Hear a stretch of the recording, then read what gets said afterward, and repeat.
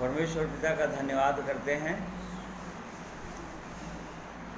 उसकी महाकरुणा और दया के लिए कि उसने आज के दिन को फिर से हमारे जीवन में जोड़ा है और यह अवसर दिया है कि उसके चरणों में बैठें, उसकी स्तुति, उसकी आराधना आत्मा और सच्चाई के साथ करें, उसके पवित्र वचन को आदरपूर्वक सुने, समझें और परमेश्वर हमारी सहायता करना चाहते हैं। और इसलिए आज के दिन में जितने मेरे प्रिय भाई बहन जुड़ते हैं, हर एक के लिए मैं धन्यवाद करता हूँ और हर एक के लिए प्रार्थना यही करता हूँ कि सब उस परमेश्वर को जैसा जानना चाहिए, प्रभु यीशु को जैसा जानना चाहिए और वैसे ही पवित्र आत्मा को जानना चाहिए, अपने व्यक्तिगत जीवन में अनुभव करना चाहिए, वैसे ही सब लोग कर सकें। इसलिए उस जीवित परमेश्वर का हम धन्यवाद करते हैं जिसने हमको बुलाया है अपनी महिमा के लिए, ताकि हम उस जीवित परमेश्वर की महिमा करें अपने जीवनों के द्वारा और उसकी सिद्ध इच्छा को जानकर उसके अनुसार चलें। और इसलिए परमेश्वर लगातार हमको अवसर दे रहा है, इसलिए धन्यवाद करता हूँ मैं। और आप सबों का भी जितने आज के दिन जुड़ते हैं, आपका भी धन्यवाद करता हूँ। परमेश्वर हम में से हर एक की सहायता कीजिए, करेगा और उसके अनुग्रह से हम उसके प्रेम को और समझेंगे, जानेंगे।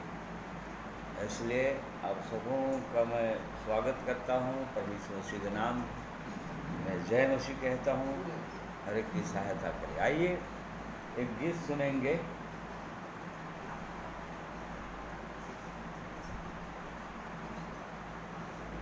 आइए इससे पहले कि हम गीत सुने, प्रार्थना करेंगे। सर्वशक्तिमान प्रेमी परमेश्वर पिता, हम आपका धन्यवाद करते हैं। आप जो दया के सागर और क्षमा की खानी हैं,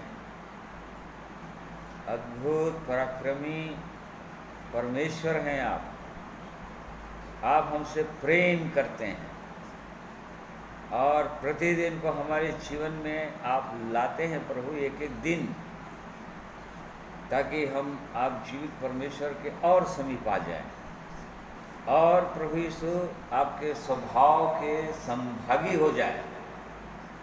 ये आप चाहते हैं महान परमेश्वर, और इस कारण से हम अपने आप को दीन करते हैं आपके चरणों में, ये जानते हुए कि आपकी दृष्टि में हम कुछ भी नहीं थे, हमारे पास कोई योग्यता नहीं थी, हम तो पूरी रीति से पापों में डूबे हुए थे, इस संसार की सड़ाहट में पड़े हुए थे और कहीं पर भी कुछ भी ठीक नहीं था।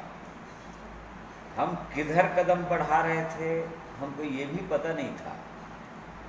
हम तो धन्यवाद करते हैं प्रेमी परमेश्वर, आपने हमसे प्रेम किया, हमारे लिए उपाय किया अद्भुत रीति से कि आप स्वयं परमेश्वर शरीर धारण कर लिए, इस पृथ्वी पर आ गए और आकर आपने हमें सब कुछ सिखा दिया कि प्रेम कैसे किया जा सकता है और कैसे एक व्यक्ति आनंदित, आशीषित और शांतिमय जीवन जी सकता है इस बुरे संसार में, जहाँ पर केवल पापी पाप, हर एक के हृदय के अंदर बुरे विचार, कोई अच्छाई नहीं।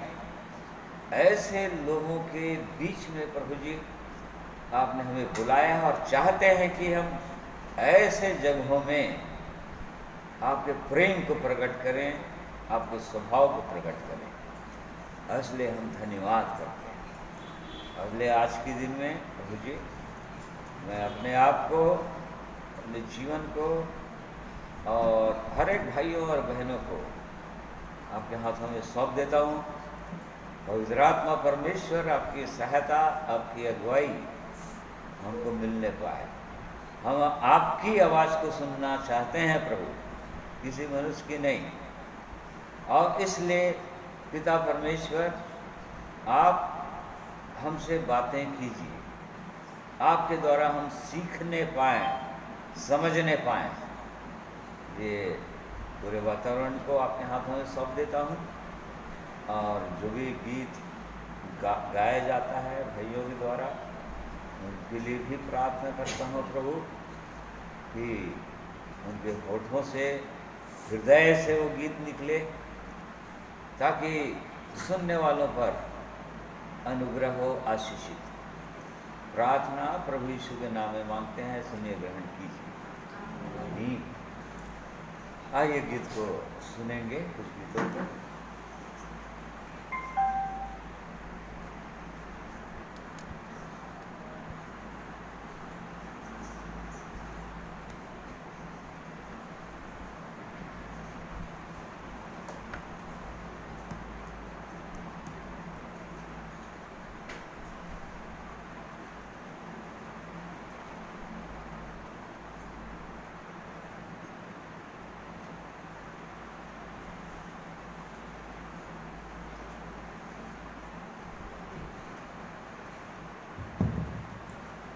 आप सबों को जय मसीह की, प्रभु यीशु मसीह के नाम से सबों को सलाम। आइए आज की आराधना प्रारंभ करने के पहले हम सब पवित्र आत्मा को बुलाएंगे, स्वागत करेंगे अपने जीवनों में, ताकि हमारे जीवनों को भरपूरी दे और हम सबको संभाले, ताकि हम सब पवित्र आत्मा की अगुवाई को प्राप्त करके इस जीवन के भाग में उन्नति करने पाएँ। प्रभु हम सबको आशीष दे। आइए इस गीत को आप लोग जहाँ जहाँ भी बैठे हैं मेरे साथ गुनगुनाएंगे। जो बाद में सुनते हैं वो भी प्रभु के चरणों में आकर के इस गीत के साथ प्रभु की महिमा करेंगे।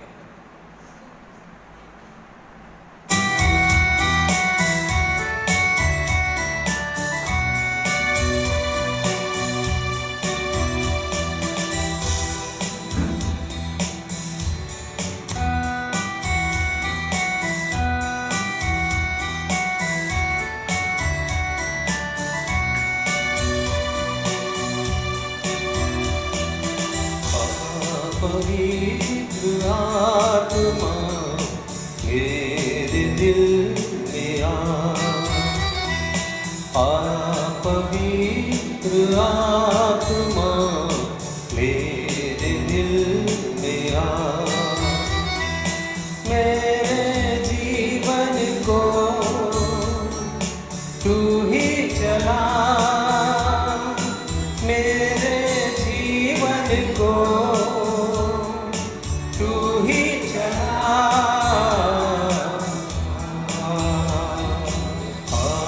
पवित्र आत्मा मेरे दिल में आ,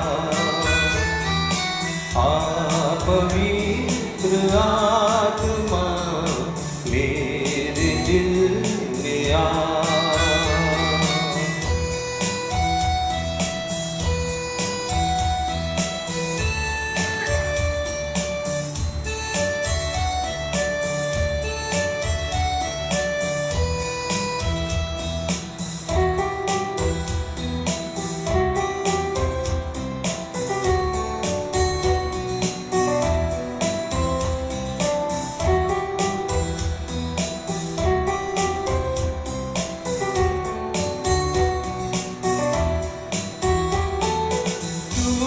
गया हूँ मैं, जीवन का क्या है भरोसा, टूट गया हूँ मैं, जीवन का क्या है भरोसा, धोखे पे धोखा है सारा जहां, जाऊं तो जाऊं कहाँ, जाऊं तो जाऊं कहाँ। पवित्र आत्मा मेरे दिल में आ,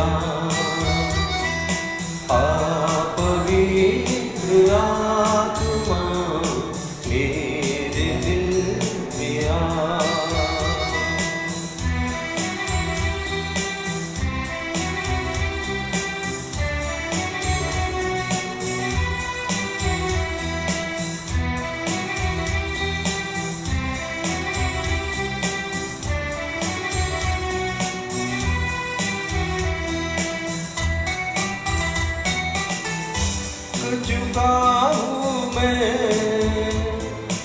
जीवन का तू ही सहारा, थक चुका हूँ मैं। जीवन का तू ही सहारा, जीवन के सफर में तू ही मेरा सहारा। जाऊँ तो जाऊँ कहाँ, पवित्र आत्मा मेरे दिल में पवित्र आत्मा मेरे दिल में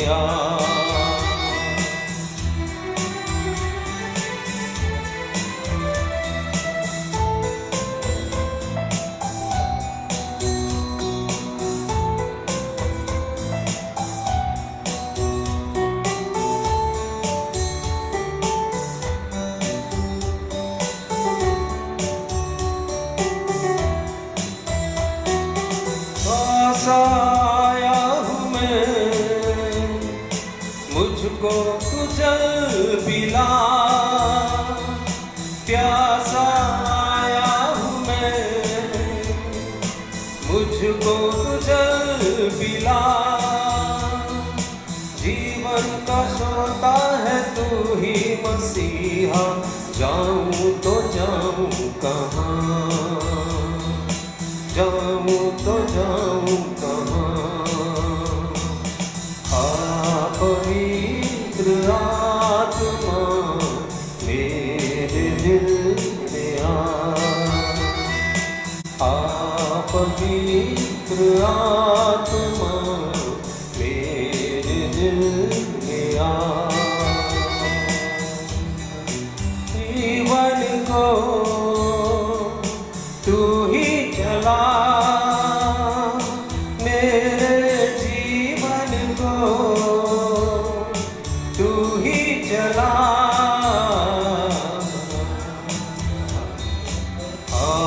पवित्र आत्मा मेरे दिल में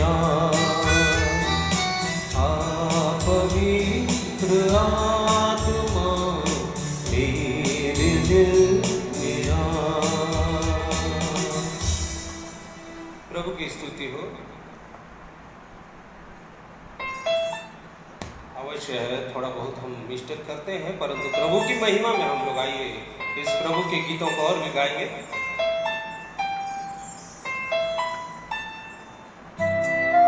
धरती आकाश दोनों प्रभु की आवाज सुनेंगे।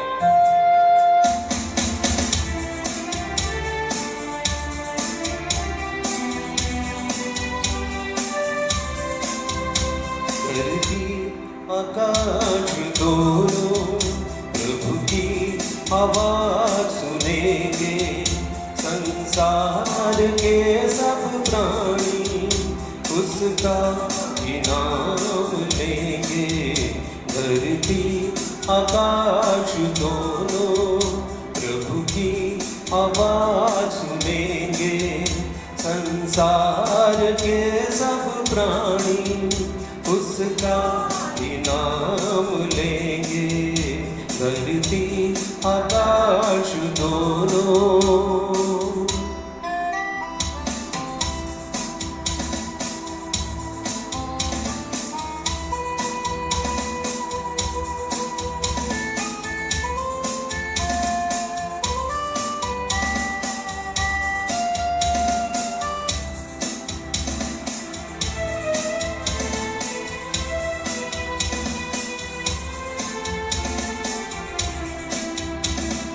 का वचन ऐसा है जो चिराग सा जलता है।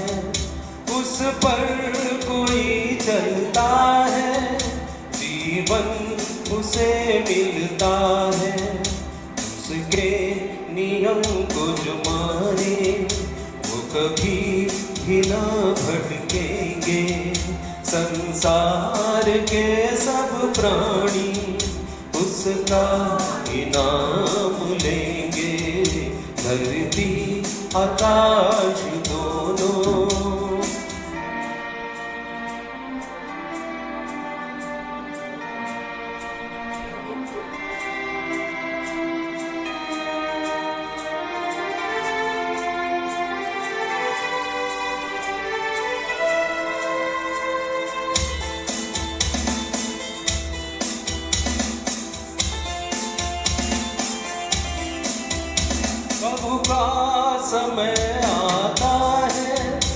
धरती मगन होगी, उसकी दया बरसेगी और दूर जलन होगी। उसके वचन की महिमा और शक्ति हम देखेंगे। संसार के सब प्राणी उसका इनाम लेंगे। धरती आकाश दोनों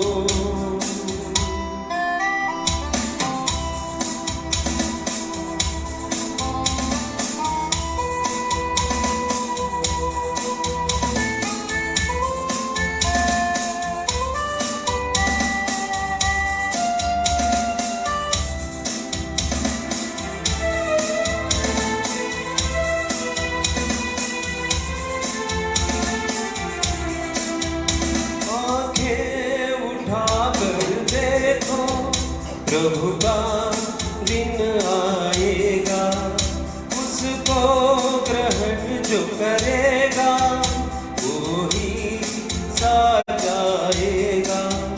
जिसने प्रभु को न माना वो एक दिन रोएगा। संसार के सब प्राणी उसका इनाम लेंगे। धरती आकाश दोनों प्रभु की आवाज सुनेंगे। संसार के सब प्राणी उसका इनाम लेंगे। धरती आकाश दोनों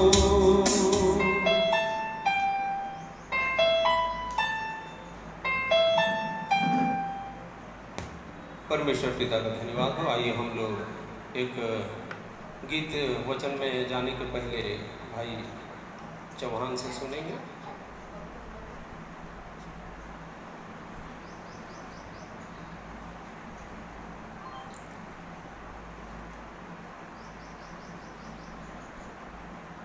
सबको जय मसीह की। परमेश्वर की महिमा के लिए मैं भी एक गीत गाऊंगा। परमेश्वर का धन्यवाद देते हैं कि परमेश्वर ने अवसर हमारे जीवन में दिया कि हम उसकी स्तुति आराधना आज के दिन में कर पा रहे हैं। और एक गीत है सूली पे चढ़ा तू मेरे लिए, बहुत ही प्यारा गीत है। इसे आइए हम सब मिलकर गाएंगे।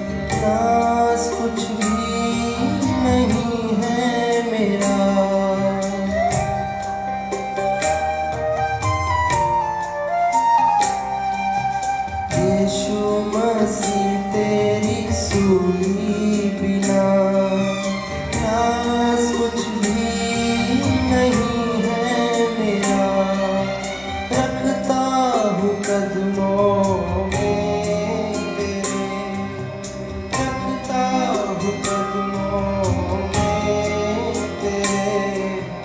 यीशु मसीह ये सुख सारे झड़ गए, झड़ने सारे फूटे लहू के धारे। सूली पे चढ़ा तू मेरे लिए,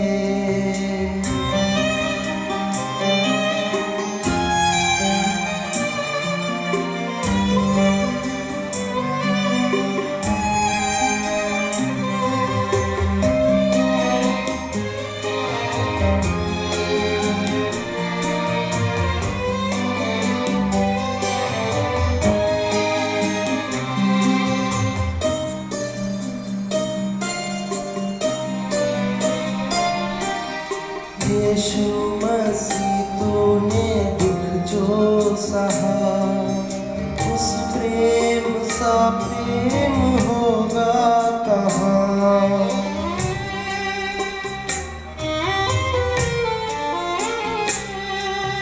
यीशु मसीह तूने दुख जो सहा, उस प्रेम सा प्रेम होगा कहाँ।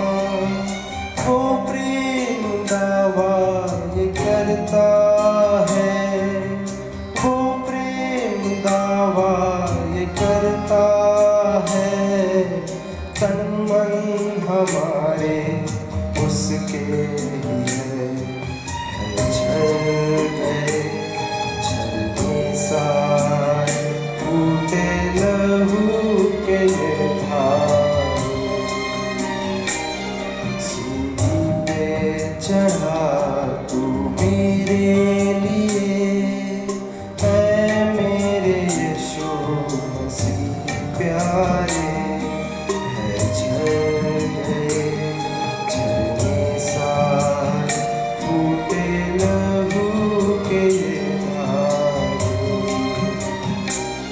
सूली पे चढ़ा तू मेरे लिए, मेरे लिए, मेरे लिए।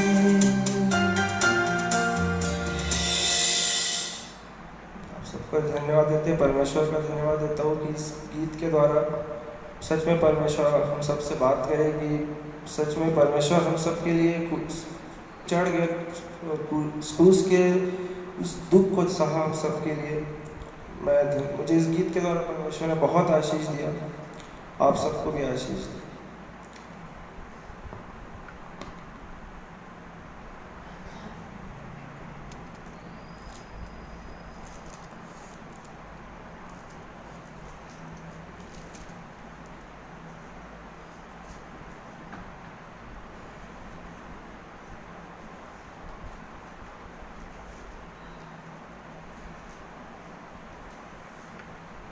तो परमेश्वर के प्रेम के लिए हम धन्यवाद करते हैं। परमेश्वर ने अपने प्रेम का प्रमाण दिया है हमें।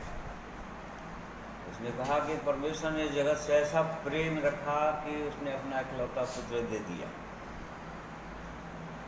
पहला यूहन्ना 4 अध्याय में बोलता है कि प्रेम इसमें नहीं कि हमने उससे प्रेम किया। मनुष्य तो उसको जानता ही नहीं, तो प्रेम कैसे करेगा? जिस चीज़ को, जिस मनुष्य को एक व्यक्ति जानता ही नहीं, तो उसे प्रेम कैसे करेगा? इसलिए परमेश्वर का वचन यूहन्ना के द्वारा, अपने दास के द्वारा, वो कहता है कि प्रेम इसमें नहीं कि तुमने मुझसे प्रेम किया है, परंतु इसमें है कि मैंने तुमसे प्रेम किया है और अपने आप को बलिदान कर दिया क्रूस पर। ये प्रेम है प्रिय भाइयों का। और सचमुच में उसने प्रेम इसीलिए किया क्योंकि वो परमेश्वर नहीं चाहता कि जिनको उसने बनाया अपनी महिमा के लिए, वो विनाश में चले जाएं, हमेशा के लिए अनंताग में चले जाएं। वो परमेश्वर नहीं चाहता। इसी कारण से उसने प्रेम किया। मतलब एक मनुष्य जाति के लिए, जो बाइबल के अंदर यदि हम देखें तो केवल एक ही जाति है या परमेश्वर की एक ही सृष्टि है जो परमेश्वर की आज्ञा नहीं मानती या परमेश्वर से बलवा करते हैं, परमेश्वर के विरोध में चलते हैं, वो मनुष्य जाति है जिनसे परमेश्वर ने अत्यधिक प्रेम किया। ही उसका और प्रमाण दिया कि वो अपने आप को बलिदान कर दिया क्रूस पर, निष्पाप होने के बावजूद। उसने कोई पाप नहीं किया था, उसके मुँह से छल की बातें नहीं निकली थी। वो पूरा, हम इन बातों को जानते हैं, वो अपराधियों के साथ गिना गया, अपराधी के साथ गिना गया। चोर डाकू सब उसके साथ। यदि हमको भी हथकड़ी लगाकर वो कोर्ट में डाल दिया जाए तो लोग क्या कहेंगे? अरे ये भी चोर बदमाशी है, ये भी दुष्ट है, ये भी पापों में डूबा हुआ है, तभी तो इसको हथकड़ी लगी है। देखो हमारे प्रभु का प्रेम देखो, हमारा उस परमेश्वर का प्रेम देखिए कि अपराधियों के साथ गिना गया, उन्हीं के समान उनको सजा दी गई, परंतु उसके बावजूद भी क्योंकि वो नम्र था, दीन था और परमेश्वर अपने पिता की आज्ञाकारी था, पूरी रीति से आज्ञाकारी था। ये पिता की इच्छा थी, उस परमेश्वर की इच्छा थी कि उसको बलिदान करे। इसलिए बलिदान करे कि अपने लोगों का विनाश को नहीं देख पा रहा था। जैसा कि हम लोग एक गीत गाते हैं, संसार की सुंदरता उसे देखा गया ना, उसको उसी में है ना पद।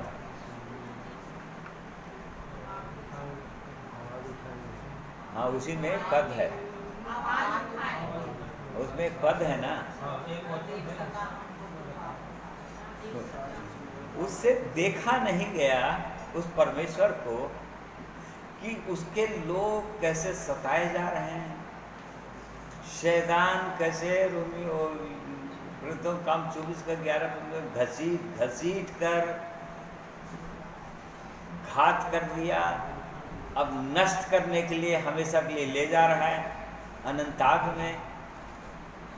उस परमेश्वर को देखा नहीं गया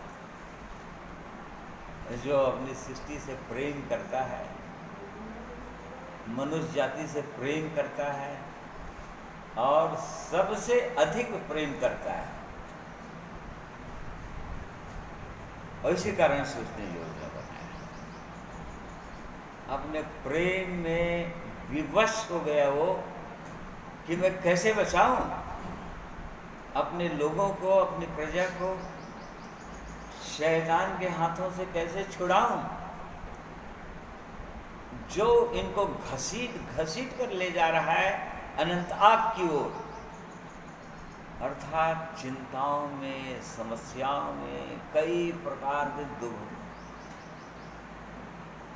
संकट में, निराशा में, चिंता में आज मनुष्य पड़ा हुआ है सारे संसार में।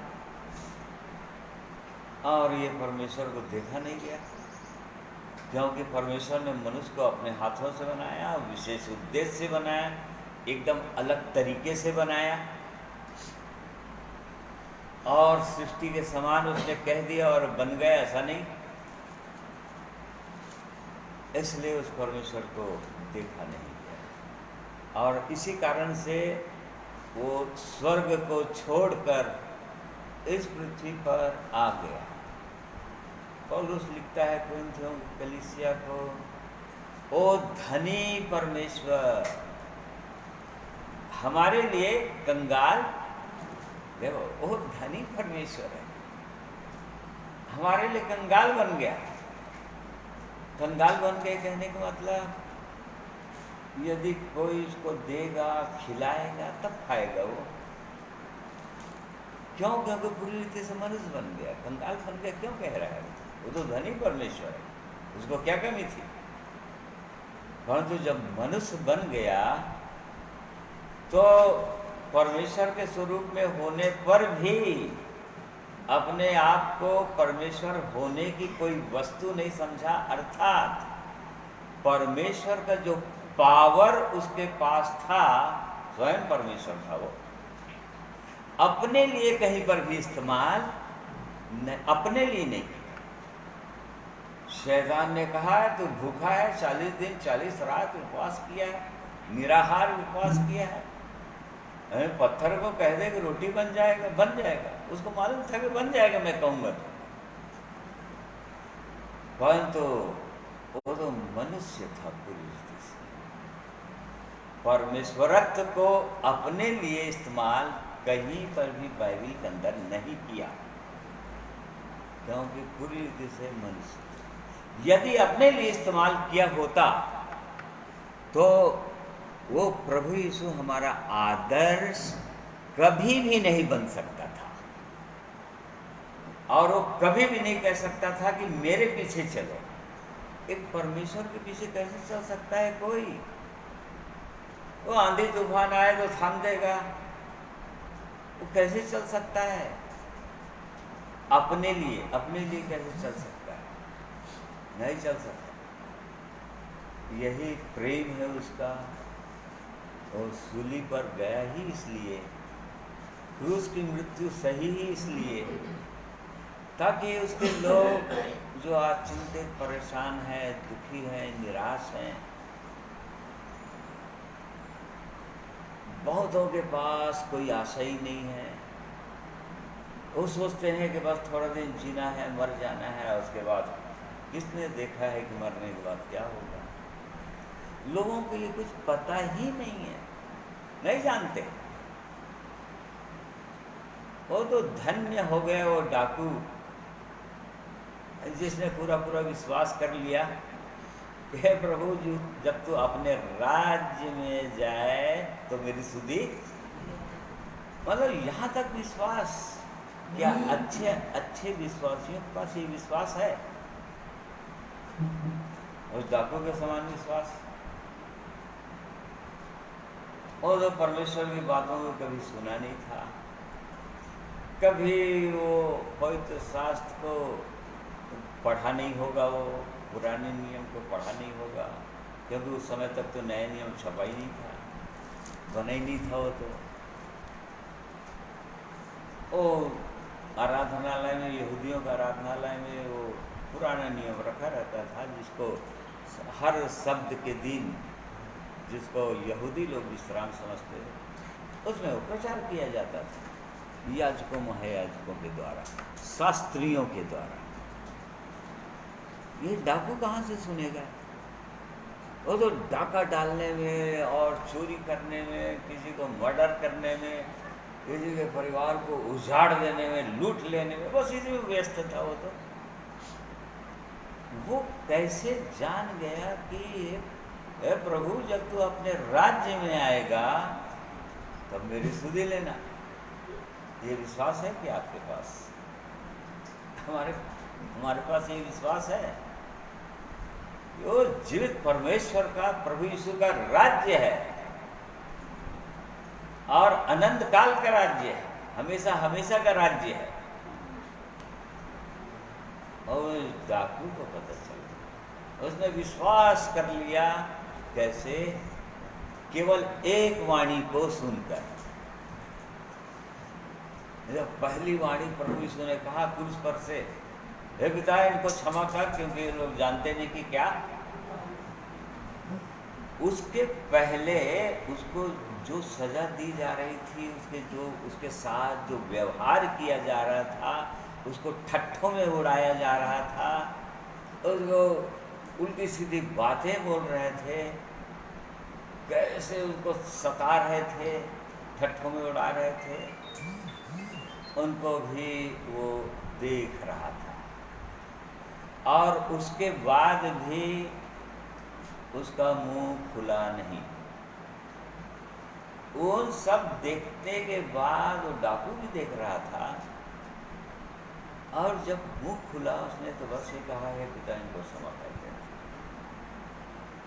ये लोग ठट्ठा करने वाले लोग थे, प्रभु यीशु के विरोध में बोलने वाले लोग थे, यही शैतान है बोलने वाले लोग थे, ये पापियों के साथ खाता पीता उठता बैठता है बोलने वाले लोग थे, उसके मुंह पर थूकने वाले लोग थे। परंतु वो सब देख भी रहा था वो। और जैसे ही उसने कहा कि हे पिता क्षमा कर, क्योंकि उससे पहले लिखा हुआ है कि दोनों डाकू ठट्ठों में उड़ा रहे थे, दोनों डाकू ठट्ठों में उड़ा रहे थे।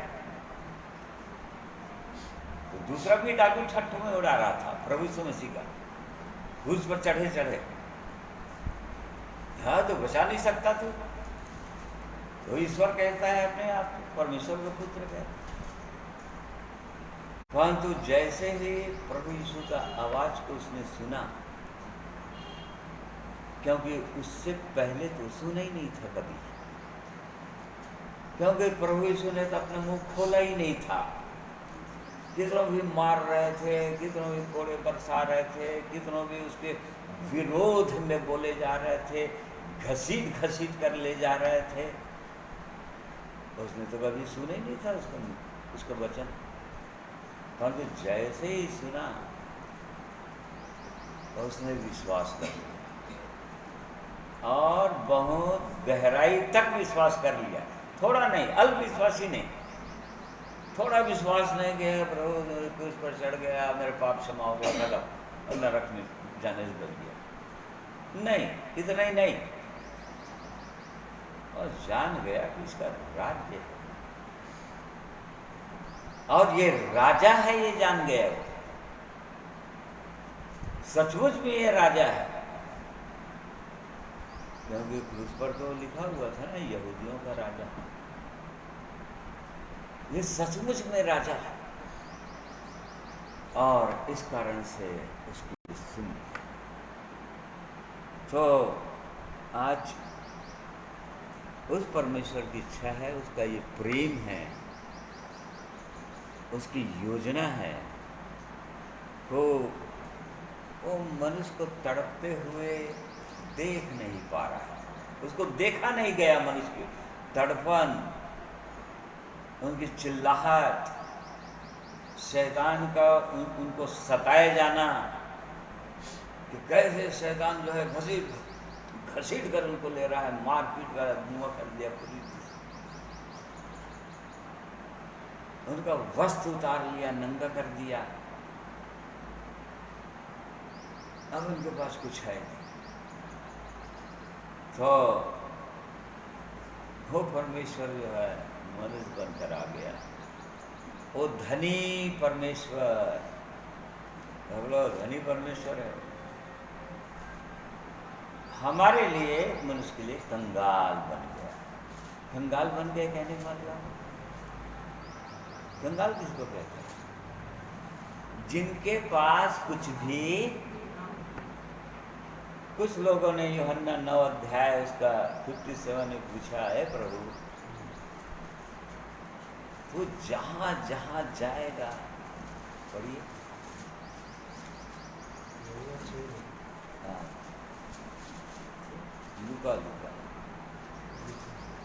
लूका 9 अध्याय।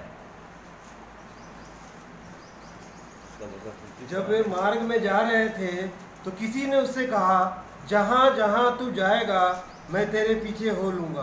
हाँ। यीशु ने उससे कहा, लोमड़ियों के भट्ट और आकाश के पक्षियों के बसेरे होते हैं, पर मनुष्य के पुत्र को सिर धरने की भी जगह नहीं। इसको कंगाल बोलते हैं। आज हम सबों के पास रहने के लिए घर है, खाने के लिए भोजन है। कोई मनुष्य भी नहीं कह सकता कि उनके पास सिर रखने के लिए छत नहीं है। परंतु प्रभु यीशु ने कहा कि मेरे लिए और आकाश के पक्षियों के लिए भी घोंसले होते हैं, वो लोग घोंसले में रहते हैं, आंधी तूफान से लोग बच जाते हैं। लोमड़ियों के जो जंगली जानवर हैं उनके लिए लोमड़ियों का भट्ट होता है, सिंहों का मांद होता है, सांपों का बिल होता है, वहां चले जाते हैं, अंदर घुस जाते हैं।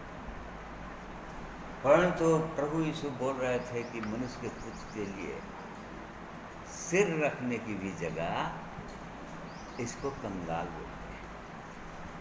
वो कंगाल बन गए और धनी परमेश्वर,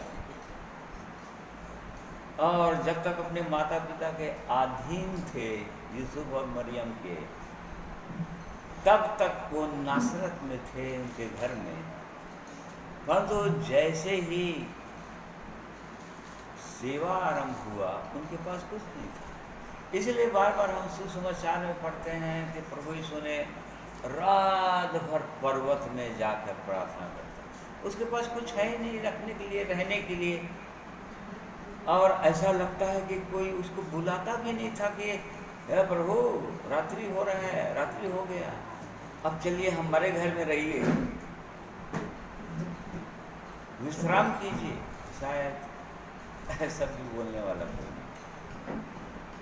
और इसीलिए रात भर वो जंगल में वो बिताता था, जब वो धनी परमेश्वर कंगाल बन गया। एक मनुष्य प्रेम के कारण, हम मनुष्य इतना प्रेम करता है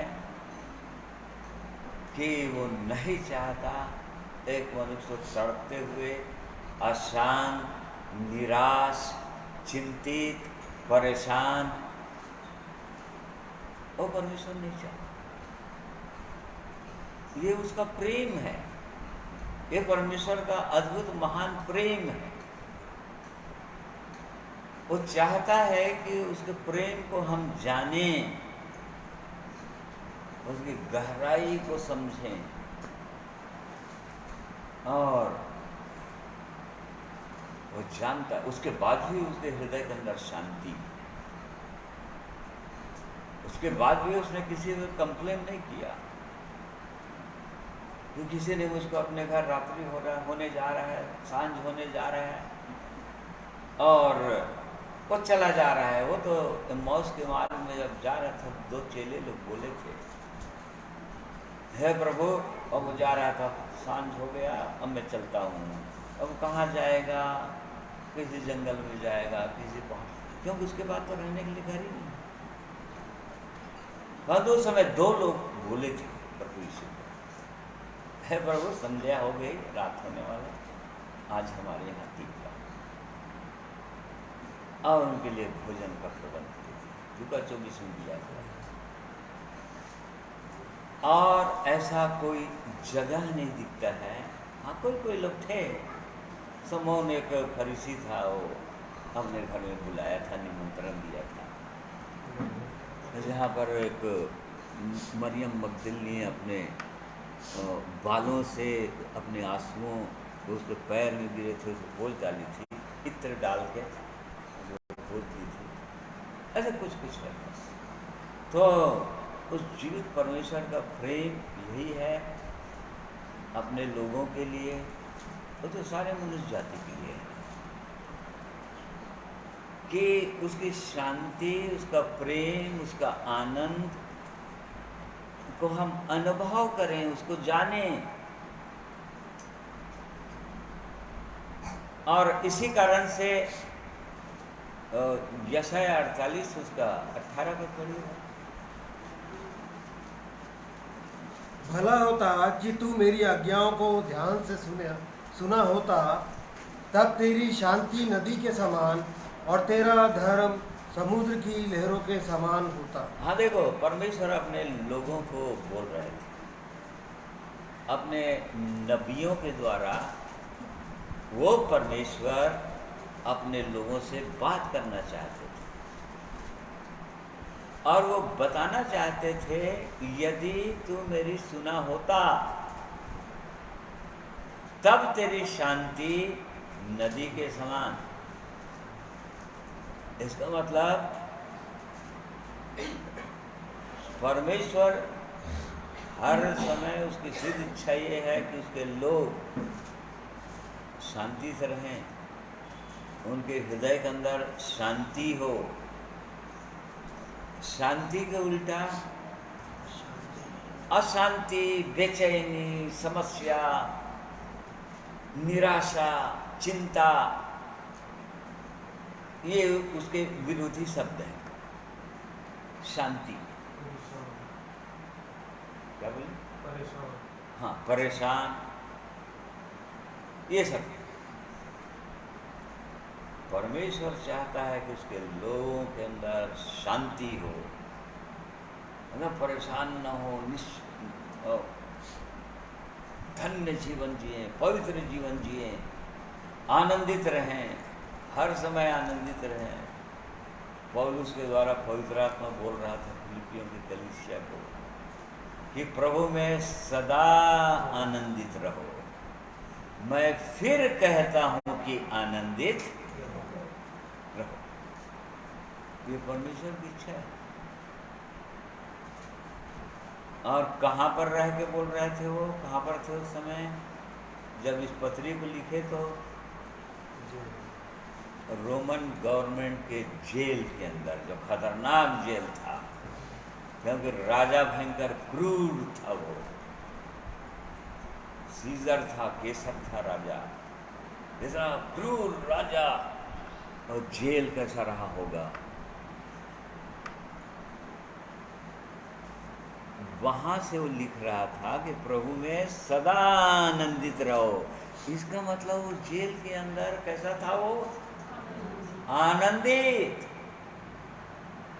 उसके हृदय के अंदर शांति।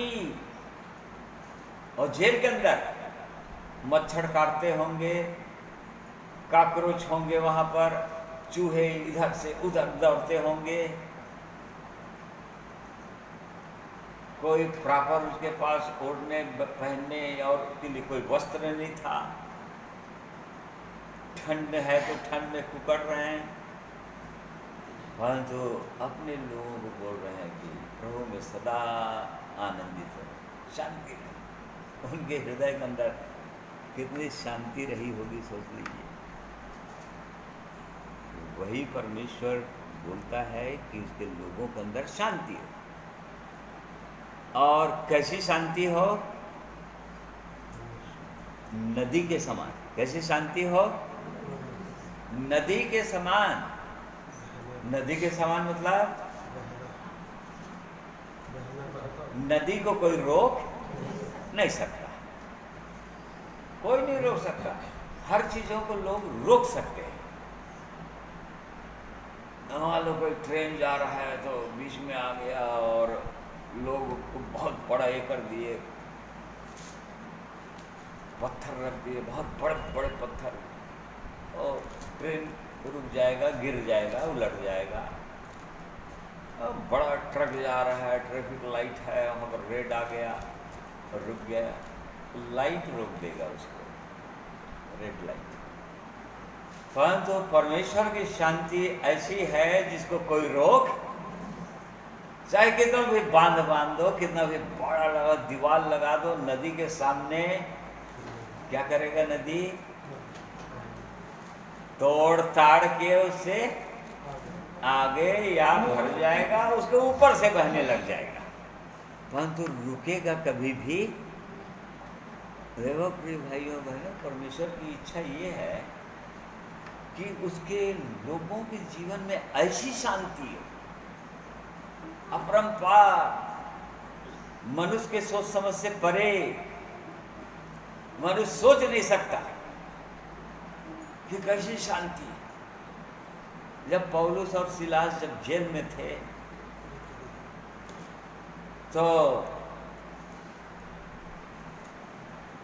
क्या सोचते हैं आप लोग? उनके अंदर शांति थी कि नहीं? उनके हृदय के अंदर शांति, पवित्र आत्मा से भरे हुए थे। जेल के अंदर हैं, वो भी भीतरी कोठरी में, अंधेरी कोठरी में, दोनों के हाथ पांव ठुके हुए हैं, बेतें पड़ी है, जगह जगह से उनका कपड़ा फटा हुआ है, जगह जगह से लहू बह रहा है। कर क्या रहे हैं वो लोग? परमेश्वर की महिमा, परमेश्वर का धन्यवाद कर रहे हैं, वहां पर उसकी स्तुति कर रहे हैं परमेश्वर की। और कैदी लोग भी हैं वहां पर, वो लोग आश्चर्य में डूबे हुए, उनके भजन, उनके धन्यवाद, उनकी आराधना को सुनकर बड़ा आश्चर्यचकित हो रहे हैं वो लोग। क्यों? क्योंकि उनके मुंह से गंदी गंदी गालियां निकल रही है दरोगा के लिए और रोमन गवर्नमेंट के लिए, और जो भी सिपाही जो उनको पकड़े होंगे उनके लिए, लोगों के लिए। आश्चर्य में डूब गए होंगे, ये तो कैसे लोग हैं ये लोग, इनके अंदर ये अद्भुत शांति कहाँ से है, ये इतने आनंदित क्यों हो रहे हैं जबकि जगह जगह खून बह रहा है उनके बदन से। तो इसको शांति दे, वो प्रभु यीशु मसीह यही शांति देने के लिए आए थे। परमेश्वर के आरंभ से यही इच्छा है। हम यशायाह नबी में पढ़ रहे हैं, अपने लोगों को बोल रहे थे परमेश्वर, भला होता कि तू मेरी आज्ञाओं को सुना होता, ध्यान से सुना होता, उसके अनुसार चला होता, तब तेरी शांति कोई रोक नहीं सकता, कोई नहीं रोक सकता। प्रभु यीशु के शांति को कोई रोक नहीं सकता, उन 40 कोड़ों की मार को रोक नहीं सकता, उसके हाथों पांव में खिले रोक नहीं सकते, और कांटों का मुकुट उसकी शांति को रोक नहीं सकता, हृदय के अंदर भाला भोग दिया, रोक नहीं सकता। वही शांति प्रभु अपने लोगों को देना चाहता है, शांति। इसीलिए प्रभु जाते जाते, अब क्रूस पर जाना है उनको, एकदम आखिरी हो गया उसका उद्देश्य, 3.5 साल तो अपने चेलों को सिखाते रहे, समझाते रहे, जीवन दिखाते रहे, जो बोलना चाहते थे उसको करके दिखाए पहले, और तब फिर बोला, उसके बाद शिक्षा देते थे। ऐसा नहीं कि आज के लोग जो बड़े बड़े प्रचारक और बड़े बड़े बाबा और बड़े बड़े लोग, जो विद्वान लोग जो समझते हैं कि वो धर्म गुरु हैं, वो केवल शिक्षा देते हैं। प्रभु यीशु ने कहा, वो जो कहते हैं मान लो याजक महायाजक लोग, फरीसी लोग, परंतु उनके समान काम नहीं करना। क्यों? क्योंकि जो भारी बोझ तुम पर डाल दिए वो लोग अपनी उंगली से भी उठाना,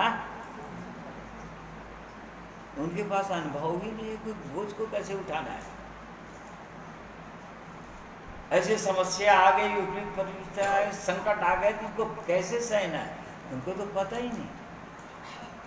प्रभु यीशु ने अपने लोगों का कहा, अपने चेलों को कहा, ठीक है कहते हो, उनके अनुसार करना,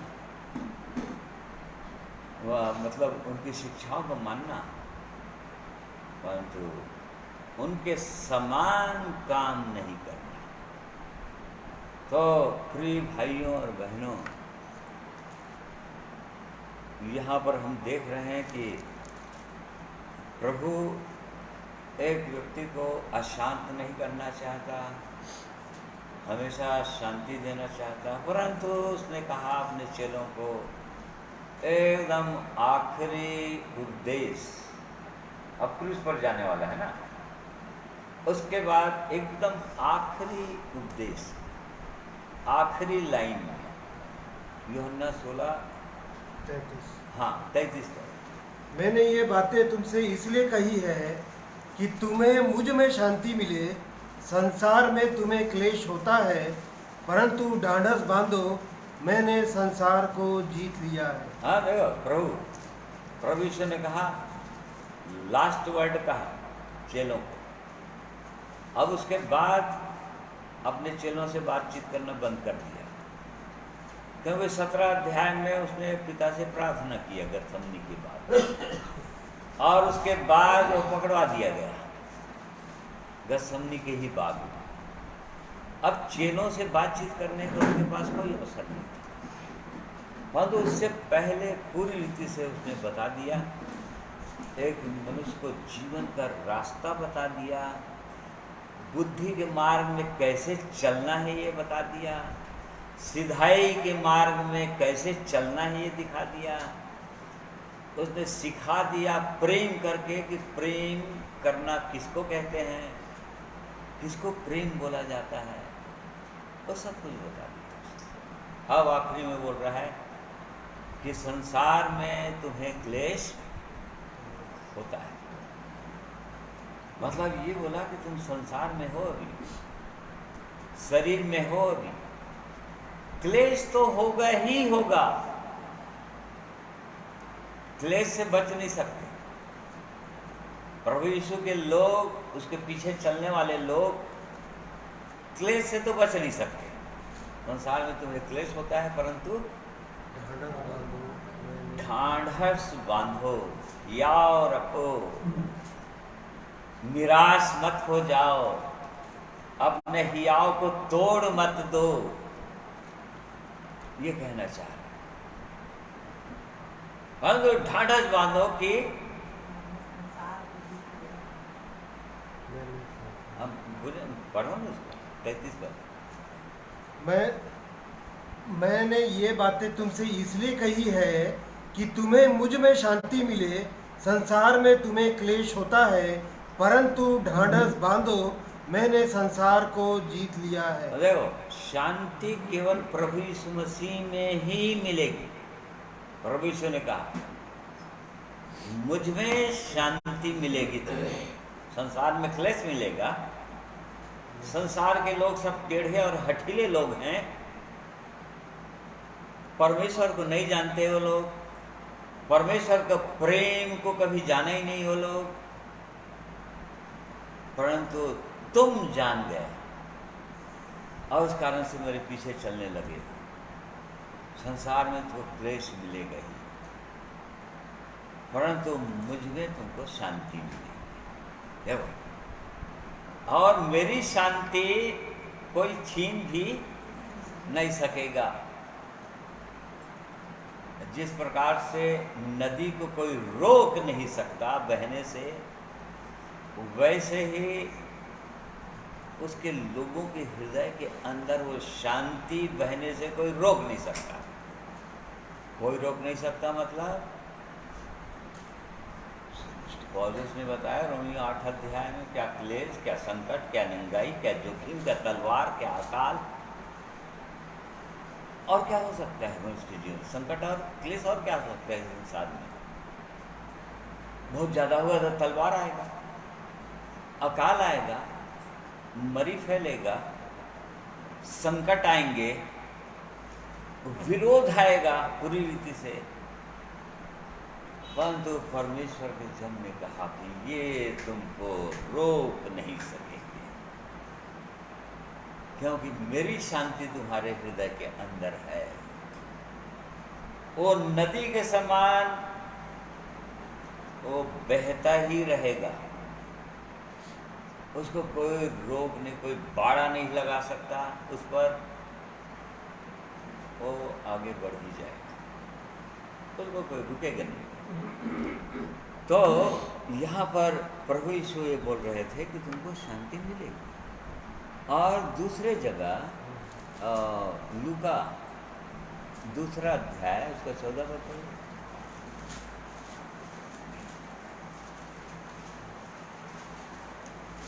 आकाश में परमेश्वर की महिमा और पृथ्वी पर उन मनुष्यों में जिनसे वह प्रसन्न है, शांति हो। हाँ, यहाँ पर गडरिये जो है, चरवाहे जो है, झुंड की रखवाली कर रहे थे। और उस समय वो बैतलहम में एक बालक पैदा हो गया था यीशु के दिल में। और तब अचानक स्वर्गदूतों का दल, एक दो स्वर्गदूत नहीं, स्वर्गदूतों का दल परमेश्वर की स्तुति कर रहे हैं वो लोग। क्यों? क्योंकि एक बालक पैदा हुआ है। ओ परमेश्वर इस पृथ्वी पर आ गया। काहे के लिए आ गया? अपने लोगों को शांति देने के लिए आ गया। क्योंकि शैतान इतना ज्यादा परेशान कर दिया लोगों को कि अशांत, निराश, चिंतित, परेशान, इतना परेशान कि लोगों को जीने की इच्छा ही नहीं। इसलिए बहुत सारे लोग आत्महत्या कर लेते हैं कई प्रकार से। शैतान उनको यहाँ तक प्रेरित कर देता है, किसी को आग में पानी में डुबाता है, किसी को आग में जलाता है। ये सब दुष्ट आत्माएं हैं। प्रभु यीशु ने कहा ना, प्रभु यीशु शिकायत किया किसी ने, ओ मेरा बेटा ऐसा ऐसा करता है, ओ उसके अंदर कौन सी आत्मा है, वो कभी पानी में डुबाने की कोशिश करता है, कभी आग में जलाने की कोशिश। कौन ही करता है? शैतान करता। शैतान के दूत करते हैं। उनका ये काम है। शैतान ने ये काम बांट दिया है उनको। उसके सेवक हैं ये सब लोग, दुष्ट आत्माएं उसके सेवक हैं। और उनको कैसे करोगे? उसको बहकाना है। कैसे बहकाओगे? हाँ, मैं जाऊंगी। कैसे बहका दोगे? मैं उसमें बैठकर उससे झूठ बुलवा। देख लो कैसे काम करता है शैतान। एक मनुष्य के अंदर आकर दुष्ट आत्मा उसको झूठ, जहाँ झूठ बुलवाना रहता है उसको झूठ बुलवा देता है। इस प्रकार से वो काम करता है। तो इस बात को जानिए, यहाँ पर परमेश्वर का वचन लिखा है कि गडरिये वो आनंदित कर रहे थे, झुंड की रखवाली कर रहे थे। एक बालक पैदा हो गया। चरनी में देखो एक बालक आ गया है। काहे के लिए आ गया है? फिर से पढ़ो भाई 14 पर। आकाश में परमेश्वर की महिमा और पृथ्वी पर उन मनुष्यों में जिनसे वह प्रसन्न है, शांति हो। देखो सब जगह शांति है। आकाश में परमेश्वर की महिमा और स्वर्गदूत लोग कर रहे हैं पूरी रीति से। हर समय उसकी उपस्थिति में है। पवित्र पवित्र पवित्र परमेश्वर बोल रहे हैं। उसके सामने झुके हुए हैं, दंडवत कर रहे हैं, स्तुति कर रहे हैं। और इस पृथ्वी पर भी क्या होना चाहिए बोल रहा है? क्यों आया वो? और इस पृथ्वी पर भी उन मनुष्यों में जिनसे वो प्रसन्न है, क्या हो? शांति हो। इस कारण से संसार में आया कि मनुष्य के हृदय के अंदर एकदम शांति रहे, हर परिस्थितियों में लोग आनंदित रहें, सब परिस्थितियों के लिए धन्यवाद दें। केवल धन्यवाद निकले उनके मुंह से, आशीष के वचन निकले उनके मुंह से, जिनसे वो प्रसन्न होता है, उनके जीवन में शांति रहेगी।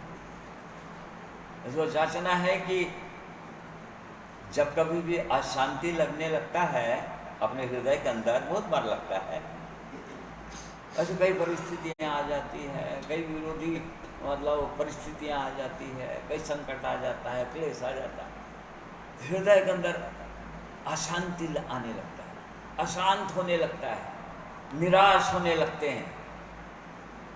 ऐसे समय में एक विश्वासी को जांचना चाहिए है, प्रभु क्या हो गया?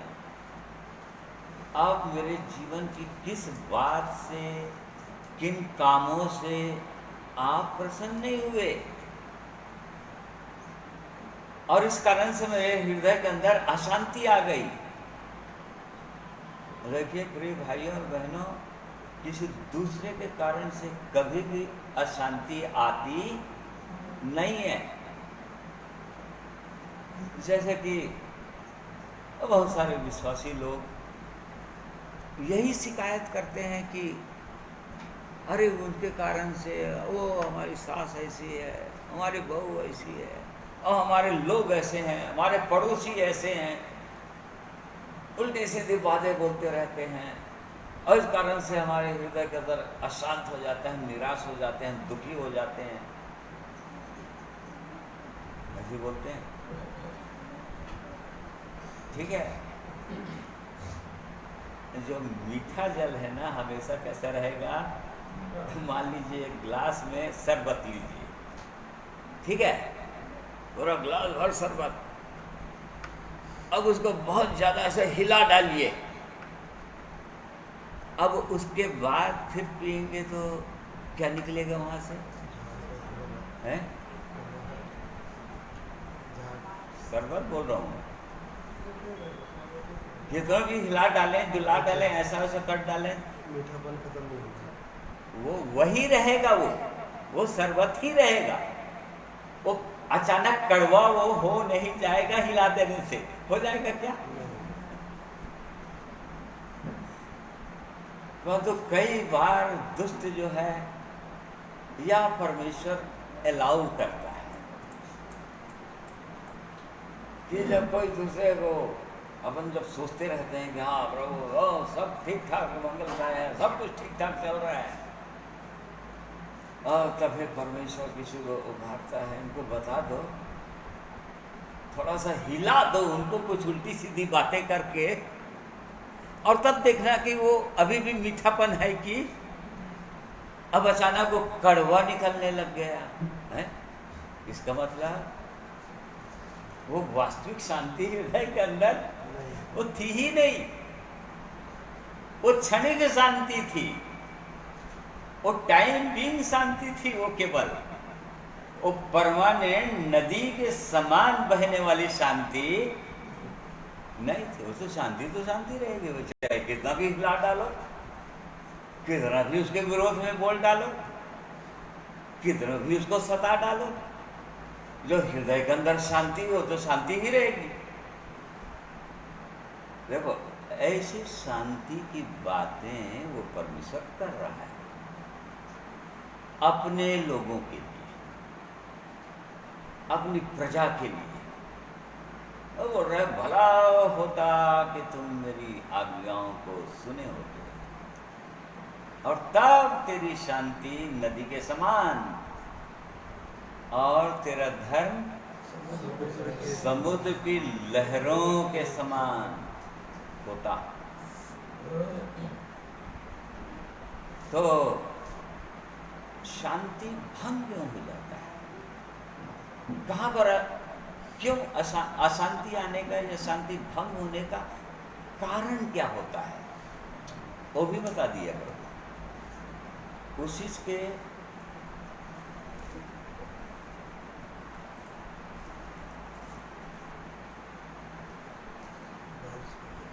हाँ, पढ़िए 21 पद से पढ़िए। जब वह उन्हें निर्जल देशों में ले गया तब वे प्यासे ना हुए। उसने उनके लिए चट्टान में से पानी निकाला। उसने चट्टान की को चीरा और जल बह निकला। दुष्टों के लिए कुछ शांति नहीं, यहोवा का यही वचन है। हाँ, ये क्वेश्चन अगर पढ़ना हो इसी से संबंधित है, ऐसी है 57 उसका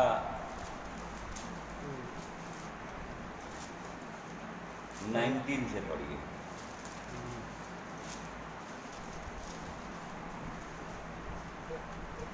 मैं मुंह के फल का सृजनहार हूँ, यहोवा ने कहा है।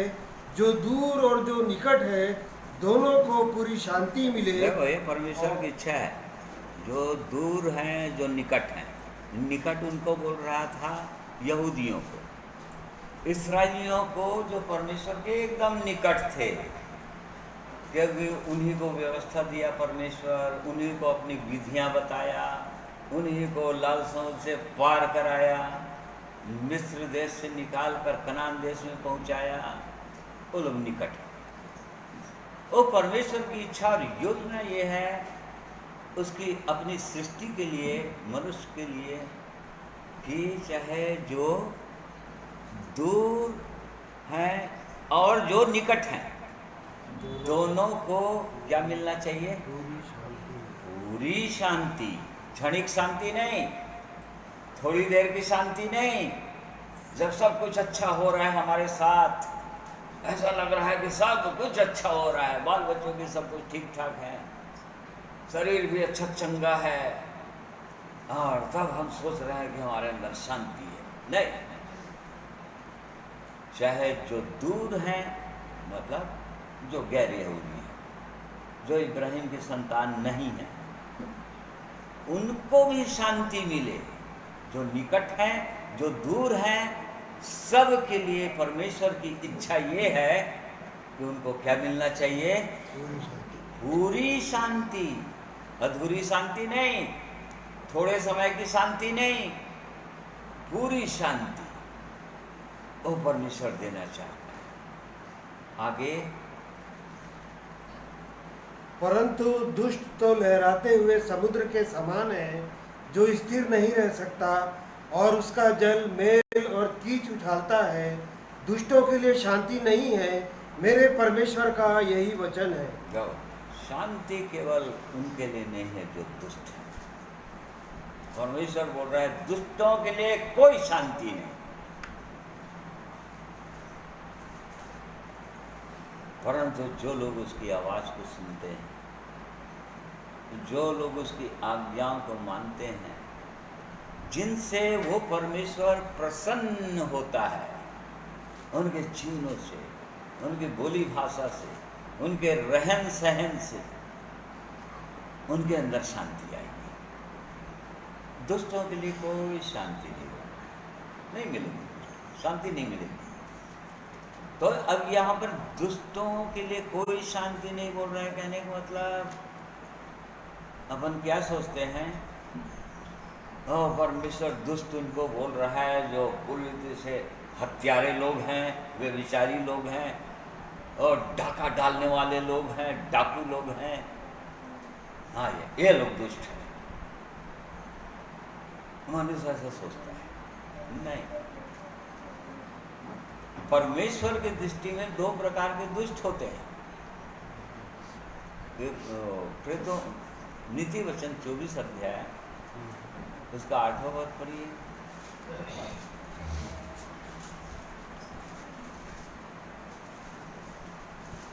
जो सोच विचार की बुराई करता है उसको लोग दुष्ट कहते हैं। ये संसार के लोग भी दुष्ट बोलते हैं। जो सोच विचार कर बुराई करता है, हाँ आज इनके घर में ये चीज़ है, मैं तो चुरा लेना है रात को, या ये ऐसे बढ़ रहा है, उधर जाके बढ़ने नहीं देना है, उसको किसी प्रकार से आंगा मार के उसको रोक देना है, या उनकी कोई धन संपत्ति को छीन लेना है। जो जानबूझकर ऐसा करते हैं, सोच विचार के बुरे काम प्लानिंग के साथ जो करते हैं, तो जो संसार के लोग भी ऐसे लोगों को दुष्ट बोलते हैं। ये परमेश्वर को वचन। संसार के लोग भी बोलेंगे यार दुष्ट व्यक्ति है, बहुत ज़्यादा दुष्ट व्यक्ति है, संसार के लोग बोलते रहते हैं। परंतु परमेश्वर की दृष्टि में दुष्ट और कौन लोग हैं? मलाकी 3 अध्याय उसका 18 पद पढ़िए।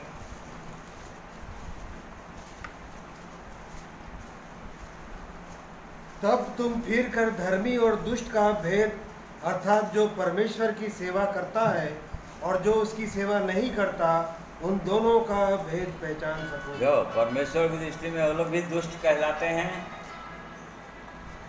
जो परमेश्वर की सेवा नहीं करता।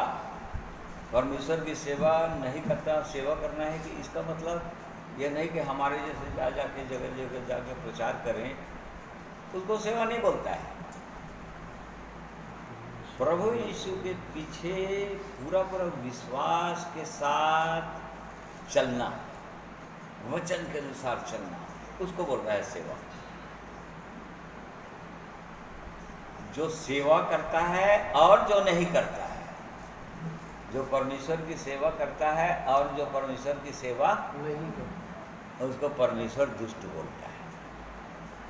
जो परमेश्वर की सेवा नहीं करता या परमेश्वर को नहीं जानता या जानना ही नहीं चाहता, उसको गलत मार्गों में चलना चाहता है, थोड़े दिन के आनंद और सुख के लिए भाग रहा हो और जीवित परमेश्वर के पास नहीं आ रहा हो, अपनी भलाई के लिए, अपने भविष्य की भलाई के लिए वो अपनी दृष्टि से सोच रहा हो, अपनी समझ का सहारा ले रहा हो,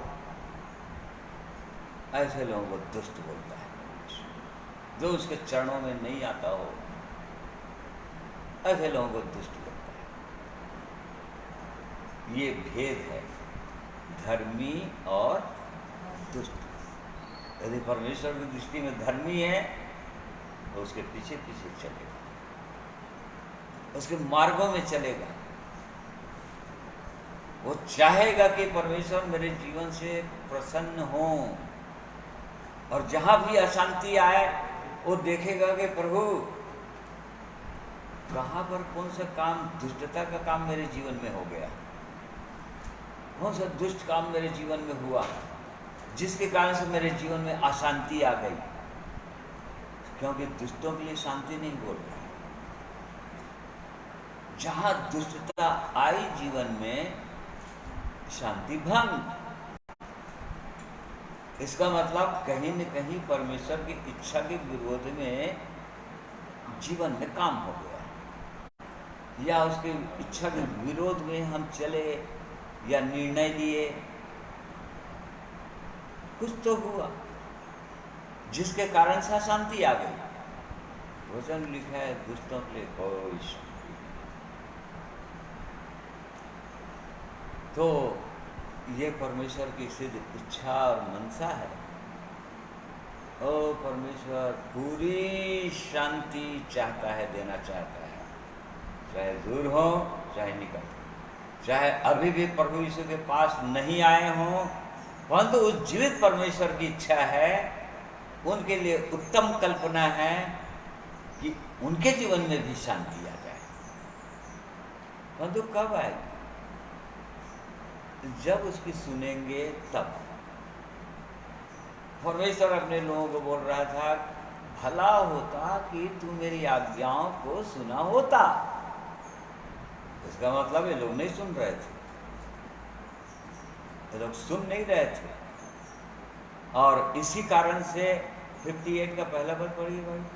गला खोलकर पुकार, कुछ न रख छोड़, नरसिंगे का सा ऊंचा शब्द कर, मेरी प्रजा को उसका अपराध अर्थात याकूब के घराने को उसका पाप जता दे। ये उनके पापों को देख रहा था परमेश्वर, और इसी कारण से लोग मेरी आवाज को सुन नहीं रहे हैं, मेरी बातों को सुन नहीं रहे हैं, और इस कारण से उनके जीवन में पाप आ गया, अशांति आ गया, निराश हो गए, वो लोग दुखी हैं। आपने नबी को उसने कहा, अपने जन को यशायाह को जाकर गला खोल कर बोल दे, ऊंचे स्वर से बोल दे उनको, सबको। याकूब को बोल दे, याकूब है यदि तो उसका अपराध को दिखा दे, क्या क्या अपराध कर रहे हैं, कहां पर झूठ बोल रहे हैं, कहां पर चोरी कर रहे हैं, कहां पर लालच कर रहे हैं, उनको बता दे। साफ साफ बोला परमेश्वर, गला खोलकर पुकार दे, बता दे बोल रहा है। हाँ, कुछ न मत छोड़, मतलब उनके पूरे पापों को दिखा दे। ऐसा तो परमेश्वर है। क्यों? इसी कारण से उनके जीवन में शांति नहीं है, क्यों? वे दुष्ट हो गए हैं, मेरी आज्ञाओं को सुनते नहीं हैं, मेरे वचन को सुनते नहीं हैं, अपनी इच्छा, अपनी योजना, अपनी समझ के अनुसार चलना चाहते हैं, और इस कारण से उनके जीवन में कोई शांति नहीं। उनको बता दे बाबा, और इसलिए हमको जांचना चाहिए। हर समय एक विश्वासी को जांचना ही चाहिए। कैसे जांचेंगे? कुलुस्सियों 3 अध्याय उसका 15 पद पढ़िए।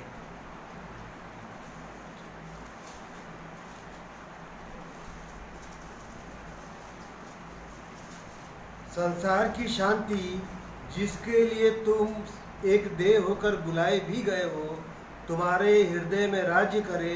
फिर से पढ़ो, फिर से पढ़ो। मसीह की शांति हाँ। जिसके लिए तुम एक देह होकर बुलाए भी गए हो तुम्हारे हृदय में राज्य करे और तुम धन्यवादी बने रहो। हाँ देखो, ये परमेश्वर की इच्छा है। यहाँ और पौलुस प्रेरित के द्वारा वो परमेश्वर पवित्र आत्मा पत्र लिखवा रहा है और आज हमारे लिए भी हमसे बातें करना चाहता है। मसीह की शांति क्या करे? जिसके लिए तुम एक देह होकर बुलाए भी गए। देखो, इसीलिए बुलाया है परमेश्वर, एक देह बनाया है, अपनी कलीसिया में जोड़ा है। इसलिए जोड़ा है कि मसीह की शांति संसार की शांति नहीं। संसार की शांति एकदम क्षणिक है। जब कुछ अच्छा लाभ हो गया, प्रमोशन हो गया, पैसे मिल गए, इधर उधर से पैसे मिल गए और तब ऐसा लगा कि हाँ शांति है मेरे जीवन में। नहीं, कुछ शांति नहीं है। उसको मसीह की शांति नहीं बोलते हैं, उसको धोखा बोलते हैं, उसको भ्रम बोलते हैं। परमेश्वर की इच्छा है कि मसीह की शांति तुम्हारे हृदय में, इसलिए तुम लोग बुलाए गए हो। देखो, शांति के लिए बुलाया है परमेश्वर को, अपने लोगों को, अपने कलीसिया के अंदर शांति। बाहर तो अशांति है, शांति है सारा संसार में, लोगों के बीच में, उनके जीवन के अंदर, उनके हृदय के अंदर। परंतु परमेश्वर की इच्छा है कि कलीसिया में जो लोग हैं या कलीसिया के अंदर तो शांति हो कम से कम। इसलिए एक देह होकर बुलाया उसको, ताकि हर एक के हृदय के अंदर क्या राज्य करना चाहिए? मसीह की शांति जिसके लिए तुम्हें। मसीह की शांति मतलब मसीह को थप्पड़ मार रहे थे, इधर से घुसा मार रहे, उधर से घुसा मार रहे, वो प्रभु जो है एक शब्द नहीं बोल रहा है और वो बोल रहा है पिता क्षमा कर देना है, प्रभु क्षमा कर देना है, प्रभु क्षमा कर देना। इसको बोलते हैं मसीह की शांति। एक विश्वासी के हृदय के अंदर राज्य करे बोल रहा है यहाँ पर, तुम्हारे हृदयों में राज्य करे। मसीह की शांति जो कभी समाप्त नहीं होगी, जो नदी के समान है, उसकी शांति को कोई भंग नहीं कर सका, उसके आनंद को कोई छीन नहीं सका। इसीलिए प्रभु यीशु ने कहा, मेरा आनंद तुमसे कोई छीन नहीं पाएगा। चाहे जेल में डाल दें, चाहे तलवार से गले को काट दें, चाहे आरे से चीर दें, चाहे आग में जला दें, परंतु मेरी शांति तुमसे कोई छीन नहीं पाएगा। थोड़ा सोच कर देखिए, यहाँ पर अपने जीवन में छोटी छोटी बातें वो शांति को भंग कर देता है। यदि कोई हमारे विरोध में कुछ उल्टे सीधे बातें ही कर दिया, हमने किया भी नहीं है जबकि, तो भी हमारी शांति भंग हो जा रही है। यहाँ तो यहाँ पर परमेश्वर बोल रहा है कि मसीह की शांति तुम्हारे हृदय के अंदर राज्य करे। और किस संदर्भ में बोल रहा है उसके ऊपर पढ़िए। और यदि किसी को किसी पर दोष देने का कोई कारण हो तो एक दूसरे को सह लो और एक दूसरे के अपराध क्षमा करो, जैसे प्रभु ने तुम्हारे अपराध क्षमा किए वैसे ही तुम भी करो। इन सब के ऊपर प्रेम को जो सिद्धता का कटिबंध है बांध लो। हाँ, और तब बोल रहा है कि मसीह की शांति तुम्हारे हृदय के अंदर, मतलब संदर्भ क्या है इसका? और जब कोई दूसरे कुछ बोल देता है तो यहाँ पर चिढ़ जाते हैं, बुरा मान जाते हैं बहुत ज़्यादा, उसने मुझको ऐसा बोल दिया, उसने उसको ऐसा बोल दिया, उसको थोड़ी थोड़ी बातों में बुरा मान जाते हैं। वो परमेश्वर इसका संदर्भ है, एक दूसरे पद से जुड़ा हुआ है सब पद, केवल एक ही पद को मत पढ़िए। वो किस संदर्भ में वो बोल रहा है, ये कौन से संदर्भ में ये वचन है, उसको भी पढ़ना चाहिए, उसके आगे पीछे भी पढ़ना चाहिए। तो किस संदर्भ में बोल रहा है? क्षमा।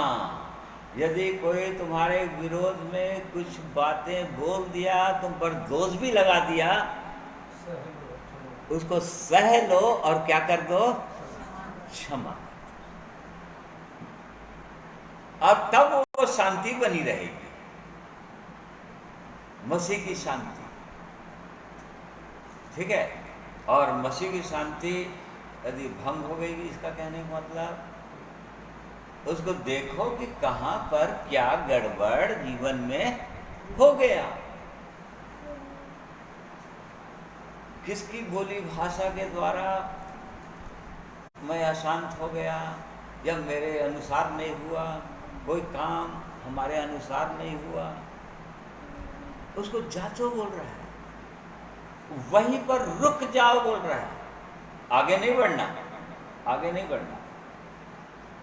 अशांति आ गई, आगे बिल्कुल नहीं बढ़ना।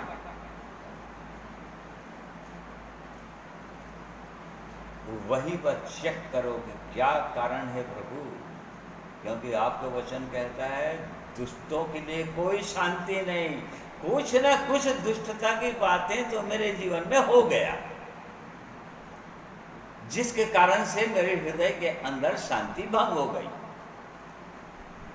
वो जांचो बोल रहा है परमेश्वर, और देखो कि क्षमा किया होगी नहीं किसी को, जिसने तुम पर उल्टा सीधा दोष लगाया है, जबकि तुम ऐसा नहीं हो, तुमने ये काम किया नहीं, फिर भी तुम्हारे ऊपर यही दोष लगाया गया है। क्या करना है वहां पर?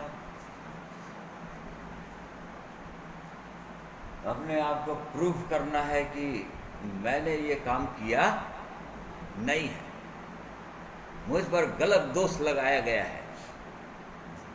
प्रभु यीशु क्या बोला? सह लो। क्या किया बोला? सह लो। प्रभु यीशु पर तो दोष ही दोष लगा रहे थे लोग, दोष लगा लगा कर उसको ले गए, लिखा है। जस्टिफाई किया क्या, या अपने आप को ये साबित करने की कोशिश किया क्या, ये नहीं मैंने ये काम किया नहीं है, मैं ऐसा उल्टी सीधे प्रचार किया नहीं हूँ। क्या प्रभु यीशु ऐसा कोशिश किया अपने आप को निर्दोष घोषित करने का या प्रूफ करने का कोशिश किया क्या? नहीं, उसने सही, वो सताया गया और सहता ही रहा। देखो, वो सताया गया और उसके बाद प्रार्थना कर दे, है पिता इनको क्षमा कर दो, इनका पाप इन पर मत लगाना। तो देखिए, हमको अपने जीवन में जांचना है, परमेश्वर की इच्छा परमेश्वर के लोगों के लिए, और विशेषकर जो उसकी शांति के लिए एक देह में जोड़े गए हैं, कलीसिया के अंदर वो लोग रखे गए हैं, मसीह के देह में जोड़े गए हैं, और उस प्रभु की यही इच्छा है कि उनके हृदय के अंदर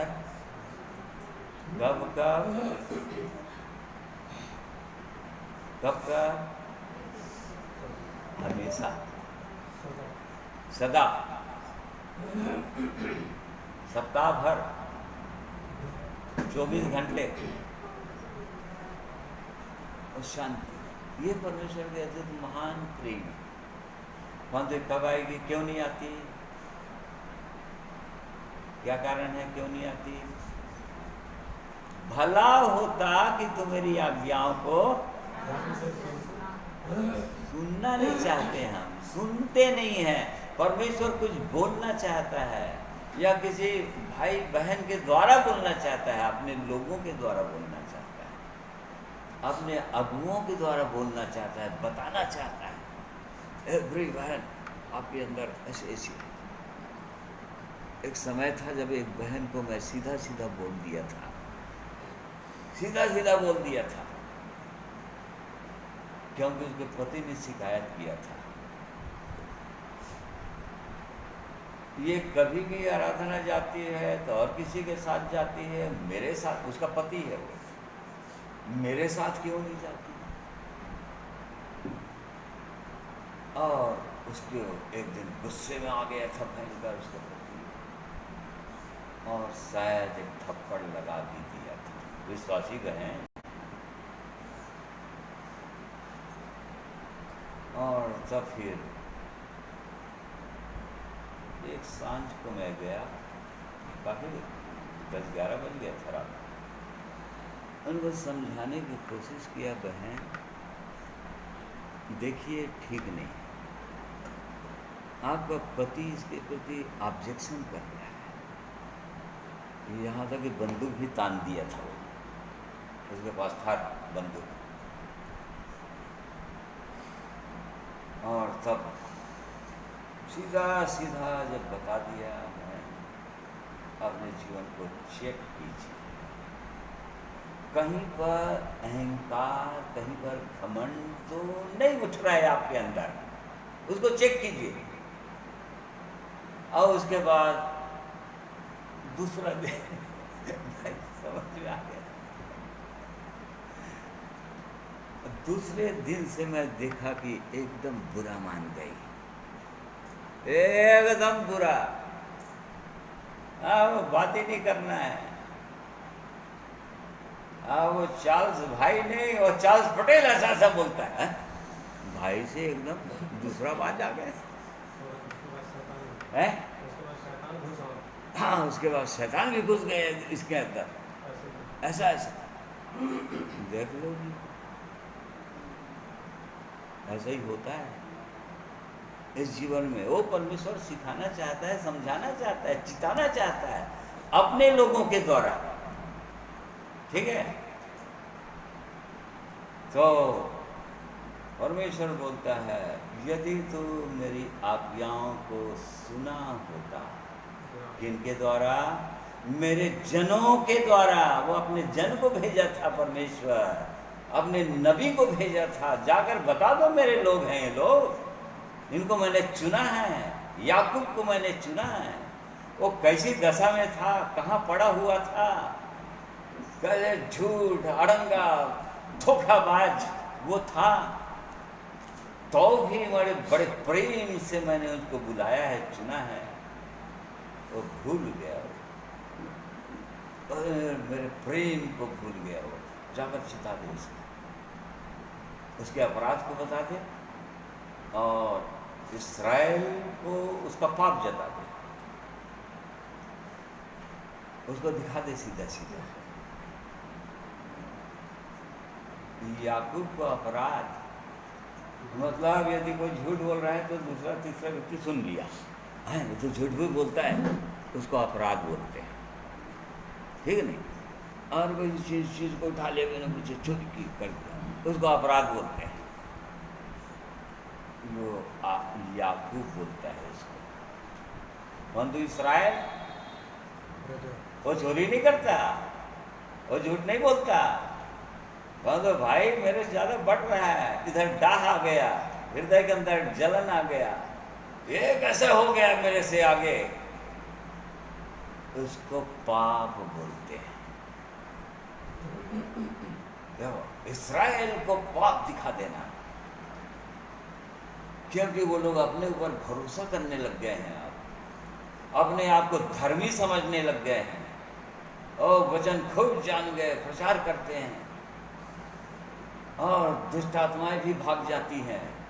कभी कभी किसी बीमार के लिए प्रार्थना कर दिए तो चंगे भी हो जाते हैं। लेकिन उनके अंदर, हृदय के अंदर कपट है, वो पाप है उनके अंदर, उनके पाप को दिखा देना। तो प्रिय भाइयों बहनों, ये परमेश्वर का जीवित वचन है अपने लोगों को, ठीक है। सुनो, भला होता तो सुना होता, सुन लो, उसकी आवाज़ को सुनो। परमेश्वर जो बोल रहा है अपने वचन के द्वारा, उसको ध्यान से सुनिए। वो क्या बोल रहा है और जो बोल रहा है उसको फॉलो करना है, उसको मानना है। जो आज्ञा दे रहा है उसको मानना है। वो आज्ञा दे रहा है जाके क्षमा मांग ले, तो क्षमा मांग ही लेना है जाकर, रुकना नहीं है। या उसको क्षमा कर दे, तेरे विरोध में जघन्य पाप किया है, अपराध किया है उसने, तेरे भयानक हानि कर दिया है उसने, क्षमा कर दे। ये उसकी आज्ञा है। क्या करना है उसको? यदि परमेश्वर की आवाज़ को सुन रहे हैं तो क्या करना है उसको? तुरंत जाकर क्षमा कर, या हमने कुछ किया है तो क्षमा मांग लेना है। परमेश्वर बोल रहा है कि भला होता कि तुम मेरी आज्ञाओं को सुना होता, तब तेरी शांति नदी के समान और तेरा धर्म समुद्र की लहरों के समान होता। ऐसी शांति बनी रहेगी। यही परमेश्वर की इच्छा है, प्रभु यीशु की इच्छा है। संसार में तो क्लेश होगा, परंतु ढाढ़ बांधो, मैंने संसार को जीत लिया है, मुझ में तुमको शांति मिलेगी। देखो, बिना प्रभु यीशु मसीह में तो किसी को शांति मिल नहीं सकती, केवल प्रभु यीशु मसीह में शांति मिलेगी। मसीह जब राज्य करने लगेगा हृदय के अंदर, वो राजा हो जाएगा, तभी शांति रहेगी हमेशा। तो उसके लिए हमको जांचना चाहिए। बहुत बार ऐसी परिस्थितियां हमारे जीवन में आती हैं जब सचमुच हम निराश हो जाते हैं, दुखी हो जाते हैं या अशांत हो जाते हैं। नहीं होते ऐसा नहीं, हो जाते हैं, परंतु परमेश्वर ये बोल रहा है उसको जांचो कि हृदय के अंदर शांति भंग हो गई, वहीं पर स्थिर रहो, आगे मत बढ़ो इस आत्मिक जीवन में, और दूसरों को बताने की कोशिश मत करो, प्रचार करने की कोशिश मत करो। पहले देखो कि तुम्हारे अंदर की शांति कहाँ पर से भंग हुई है और उसको ठीक कर लो पहले, और तब आगे बढ़ना। ये बोलता है परमेश्वर। तो इसलिए परमेश्वर इन वचनों के द्वारा हम में से हर एक की सहायता अगुवाई करे। आइए एक गीत सुनेंगे, प्रभु की महिमा।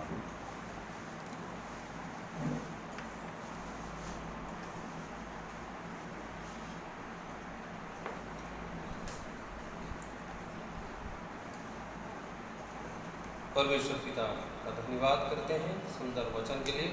ये एक आवाज़ है, जैसे हम लोग सुन रहे थे कि यशायाह में हम लोग अभी पढ़ रहे थे, एक आवाज़ करो, कौन सा 57 अध्याय का एक है क्या? आप पढ़िए उसको थोड़ा सा। यशायाह हाँ, गला खोल कर पुकार, गला खोलकर पुकार, कुछ न रख छोड़, नरसिंगे का सा ऊंचा शब्द कर, मेरी प्रजा को उसका अपराध अर्थात याकूब के घराने को उसका पाप जता दे। परमेश्वर के वचन में लिखा है गला खोल कर पुकार। ये वचन आज हम सबको पुकार करके कह रहा है कि देखो तुम्हारे अंदर क्या क्या अभी भी पाप है। सबसे बड़ा पाप यदि मैं देखूं तो ऐसे लगता है कि एक मनुष्य जब प्रभु को ग्रहण कर लेता है और उसके मन में नम्रता और दीनता नहीं आती है तो कुछ भी नहीं आ सकता। यदि मन में दीन नहीं हुआ तो कभी भी कुछ भी नहीं हो सकता। इसीलिए उसमें शायद 5वां या 8वां पद में लिखा हुआ है, तुम्हारा उपवास जिससे मैं प्रसन्न होता हूँ वो क्या है? पढ़िए तो भाई, एक वचन है उसका। आगे, जिससे मैं प्रसन्न होता हूँ, 5 पद। जिस उपवास से मैं प्रसन्न होता हूँ, अर्थात जिसमें मनुष्य अपने आप को दीन करे, और तुम इस प्रकार करते हो, क्या सिर को झाऊ के समान झुकाना। बस तो और कई प्रकार के एक्टिविटीज करते हो, परंतु यदि मन में दीनता नहीं है तो मैं प्रसन्न नहीं होता।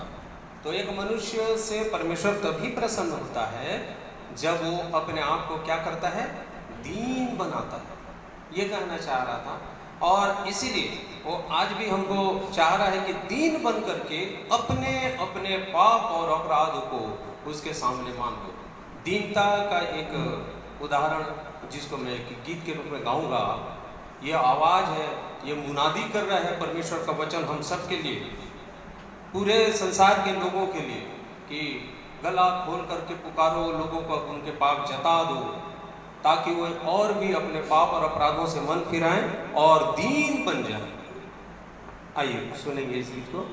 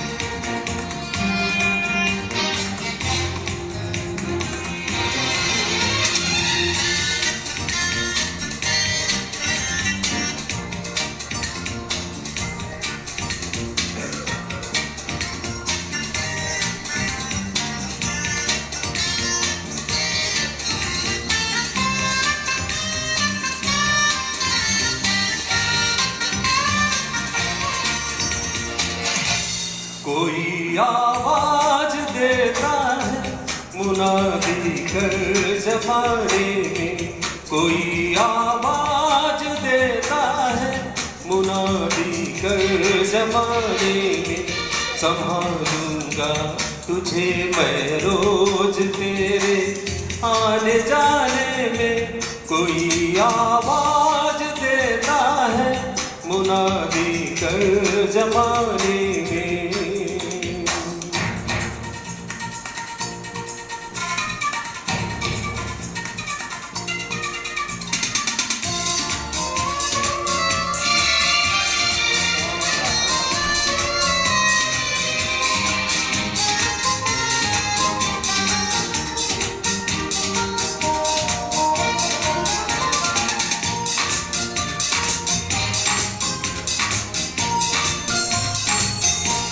कहा मैंने खुदा मेरे कि मैं इंसान बड़ा कमजोर, तू मेरी बेबसी को देख ले, चलता नहीं कुछ जो।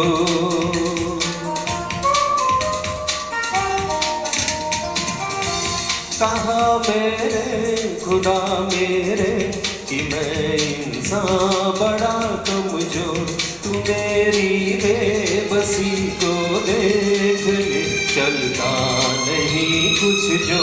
हवा के झोंके से डोलूं कि जैसे हो पतंग बिन लो, भला मैं क्या तेरा पैगाम ले जाऊं जमाने में। कोई आवाज देता है मुनादी कर जमाने में, कोई आवाज देता है मुनादी कर जमाने में।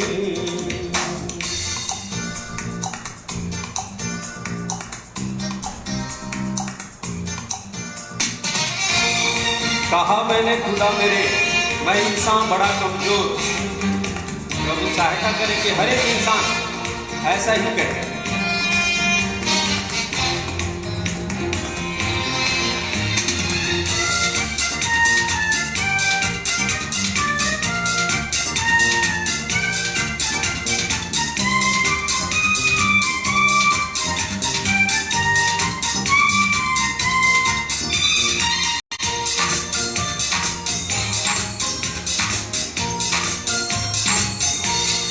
फूलों की तरह इंसान जो दम भर के लिए आते, जब उन पे सांस तेरी चलती है वो बच नहीं पाते।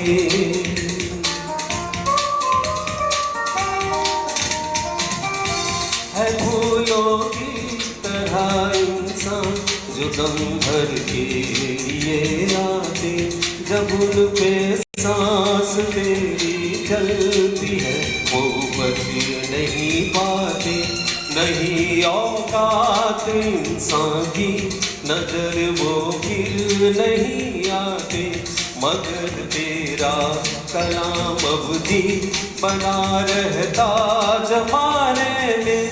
कोई आवाज देता है मुनादी कर जमाने में, कोई आवाज देता है मुनादी कर जमाने में। संभालूंगा तुझे मैं रोज तेरे आने जाने में, कोई आवाज देता है मुनादी कर जमाने में।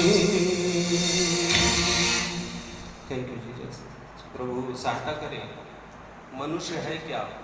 फूलों की तरह इंसान जो दम भर के लिए थोड़े समय के लिए आते हैं, पर उन पर यदि परमेश्वर का सांस चल जाए तो वो बच नहीं पाते। इसलिए उसकी औकात तो कुछ भी नहीं है, घास के समान है, घास के फूल के समान है।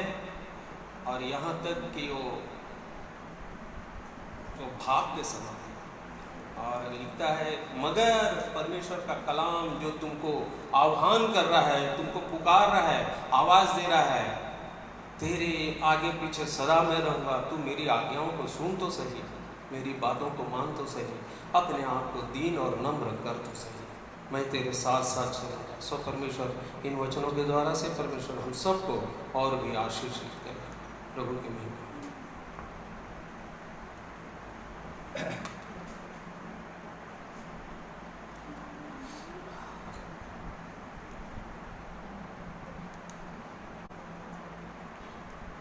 प्रिय भाइयों बहनों, हमने देखा कि ये परमेश्वर की इच्छा है अपने लोगों के लिए, और जिनको चुना है परमेश्वर के वचन को मुनादी मतलब सुसमाचार सुनाने के लिए, लोगों को बताने के लिए, वही आवाज़ दे रहा है लगातार मनुष्य को, और ऊंचे स्वर से बोलना चाह रहा है, क्योंकि धीमी वाणी को कोई सुन नहीं पा रहा, इसलिए ऊंचे आवाज से बोलता है। यशायाह को परमेश्वर ने कहा, हमने देखा कि अपने गला खोल दे पूरी रीति से, लोगों को बता दे सीधा सीधा उनके क्या क्या पाप हैं उनके जीवन, और तब फिर लोग मन फिरा लिए तो बच जाएंगे, शांति आ जाएगी हृदय के अंदर। तो इसलिए परमेश्वर का हम धन्यवाद करते हैं उसके उन पवित्र वचनों के लिए, जिनके खुलने से प्रकाश होता है, और इसके जीवित वचन हैं जो अपने लोगों के लिए है, क्योंकि हमने देख लिया वो परमेश्वर हमको अशांत देखना नहीं चाहता, वो चाहता है कि उसके लोग हर समय आनंदित रहें, आशीषित रहें, उनके हृदय के अंदर शांति रहे। उस परमेश्वर की ये इच्छा है, और इसी कारण से उसने जो योजना बनाया, अद्भुत योजना जो मनुष्य उसको कर ही नहीं सकता था, उसने किया है। इसलिए परमेश्वर हम में से हर एक की सहायता अगुवाई करें कि हम इन वचनों को और मनन करें अपने घर में जाकर, जांचें अपने हृदय को, क्या प्रभु मेरे हृदय के अंदर शांति है या मैं आपकी दृष्टि में दुष्ट तो नहीं ठहर रहा हूं,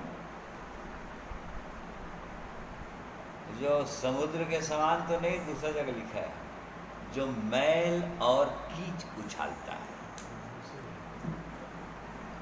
हाँ, मैल और कीच उछालता है। मतलब समुद्र में क्या है, इतना भी मैल कीच किनारे किनारे और बहते बहते बहते आ जाता है। जो भी गंदगी है, कोई पशु मरा है, कोई जानवर मरा है, कोई मछली बड़े बड़े, तो सब किनारे किनारे है, कोई डूब कर लाश किनारे आ जाएगी। मैल और कीच उछालता है। आज मनुष्य का जीवन वैसी है। मनुष्य के हृदय के से, उसकी बोली भाषा के द्वारा, उसके व्यवहार के द्वारा, उसके चाल चलन के द्वारा लोग क्या देख रहे हैं, संसार के लोग क्या देखते हैं? कहीं मैल और कीच को तो नहीं देख रहे हैं जीवन में। वो परमेश्वर चाहता है कि इसके लोग उसकी आवाज़ को सुने, उसके चरणों में आए, दीन हो। दीनता को सिखा रहे हैं यहाँ पर। दीन हो जाओ, दीन हो जाए मतलब सीधा सीधा मान लो जो है जीवन में। हाँ प्रभु, ये सचमुच में मेरे जीवन में है और इसको मैं अपने जीवन से निकालना चाहती हूँ। क्षमा कीजिए मुझे, अपने लहू से धोइए, शुद्ध कीजिए। उसी जीवन में मैं जीना नहीं चाहती, नहीं चाहता। निर्णय करो बोलता है। इसलिए परमेश्वर हम में से हर एक की सहायता अगुवाई करे। आइए प्रार्थना। प्रेमी परमेश्वर पिता, हम आपका धन्यवाद करते हैं आपके महान प्रेम के लिए। आप अपने लोगों से प्रेम करते हैं। हमने देखा प्रभु कि आप नहीं चाहते कि आपके लोग निराश, चिंतित, परेशान, दुखी रहें, परंतु ऐसी परिस्थितियों में भी हृदय के अंदर शांति हो, आनंदित रहें, आशीषित रहें, दूसरों को शांति दे सकें। ये आपकी सिद्ध इच्छा है और इसलिए हम धन्यवाद करते हैं आपके पवित्र वचन के लिए, इस चेतावनियों के लिए प्रभु, जो आज के दिन में आपने हमसे भी बातें किया है, अपनी प्रजा जानकर, अपने लोग जानकर, ताकि हम आपकी सुने, आपकी आवाज़ को सुने, ताकि हमारे हृदय की शांति कभी भंग ही ना हो, नदी के समान बहने लगे और दूसरों को आशीषित करते हैं। इसलिए आज के दिन में आपने हमारी सहायता किया, आपके पवित्र वचन के लिए धन्यवाद करते हैं, पवित्र आत्मा के लिए धन्यवाद करते हैं पिता, जिसकी सहायता आपने हमें दिया वचन बोलने में, वचन सुनने में, समझने में, और वैसे ही अनुग्रह कीजिए कि इन वचनों को अपने हृदय के अंदर बसा लें और लगातार इन वचनों को सुनते रहें। हमें से हर एक की सहायता अगुवाई कीजिए। ये प्रार्थना प्रभु यीशु के नाम में मांगते हैं, सुनिए ग्रहण। आमीन। प्रिय भाइयों बहनों, आप सबों को मैं धन्यवाद करता हूँ कि आज के दिन में आपने समय निकाला कि परमेश्वर के जीवित वचन को आप सुने, पवित्र आत्मा की आवाज़ को आप सुने और उसकी इच्छा को जाने कि हर एक के लिए उसकी क्या इच्छा है। हमने देख लिया कि उसकी इच्छा ये है कि उसके लोग सदा आनंदित रहें, सदा आशीषित रहें, उनके हृदय के अंदर एक अपरंपार शांति रहे और तब फिर धन्यवाद दे सकें। इसलिए परमेश्वर का धन्यवाद करते हैं। आप सबको को मैं धन्यवाद करता हूँ और प्रभु यीशु के पवित्र नाम में आप सबों को जय मसीह।